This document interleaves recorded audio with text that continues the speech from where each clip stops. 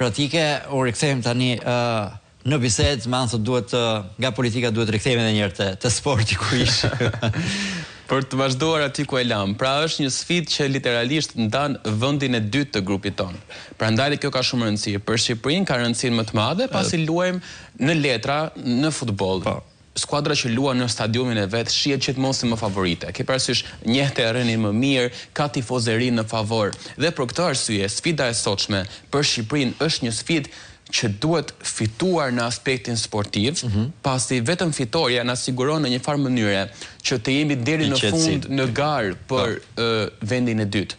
Një barazim sot ose një humbje na lë në pozicion shumë të vështirë në sfidën e kthimit në Serbi, pasi do të jesh i detyruar të marrësh fitoren atje në një transfer që gjithmonë një transfert janë më të vështira se të luash në shtëpi.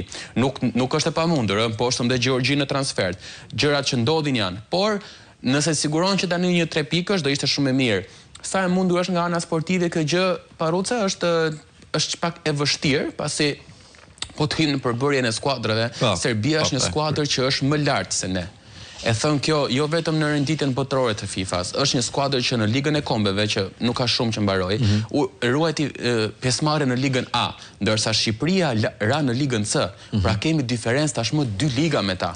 Përpos tyre është një kombëtare më e shtrenjtë në financa, pra që ka lojtar më të shtrenjtë dhe më e rëndësishmja gjithë to kritere, ka lojtarë që janë aktiv me skuadrat e tyre të futbollit.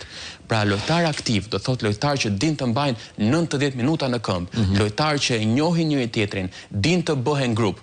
Ndërsa kombëtarja shqiptare ka në përbërje lojtarë që me skuadrat e tyre nuk aktivizohen. Vërtet kemi lojtarë që luajnë në Premier League, me Aslani luan me Inter në Serie A, por nuk kanë minutazh në këmbët e tyre. Dhe kjo gjë do të sjellë që në fundin e lojës ti të mos kesh më atë e thën shqip takatin për të dhënë maksimumin. Ndërsa Serbia vjen si një kombëtare që ka lojtar titullar që luajnë më shpesh dhe mund të mbajnë në këmbët e tyre 90 minuta, nëse nevojitet që të kenë më shumë presion ndaj nesh ose që të dinë të mbrojnë më shumë. Pa harruar faktin që dhe vetë lojtarët shqiptarë e kanë pranuar në konferencat për shtyp. Serbia është një kombëtare që në lojën e ajër, pra në duelet ajrore, është shumë e fortë fizikisht.